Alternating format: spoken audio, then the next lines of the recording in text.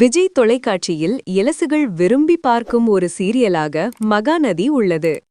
Global villagers தயாரிக்க Praveen Bennett இயக்கி வரும் இந்த தொடர் அடுத்தடுத்து விறுவிறுப்பான கதைக்களத்துடன் ஒலிபரப்பாகி வருகிறது. பசுபதி மகன் ராகவ் விஜய் காவேரியை கொலை செய்ய முடிவு செய்து விபத்து ஏற்படுத்தினார். அதில் காவேரிக்கு எல்லாம் மறந்து போக குழந்தையை ஆபரேஷன் செய்து எடுத்துவிட்டார்கள்.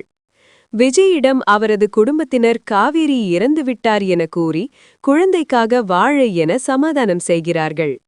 இன்றைய எபிசோடில் விஜய் தனது மகளின் பிறந்த நாளை கொண்டாடுகிறார்.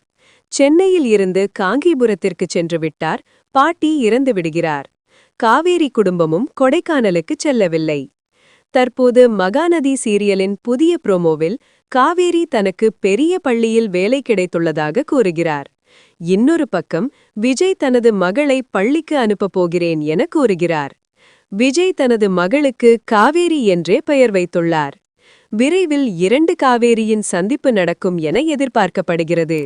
மேலும் இது போன்ற தகவலுக்கு சீரியல் ஆக்ட்ரஸ் சேனலை லைக் அண்ட் ஷேர் பண்ணிட்டு மறக்காம நம்ம பேஜை ஃபாலோ பண்ணிக்கோங்க. பாய்.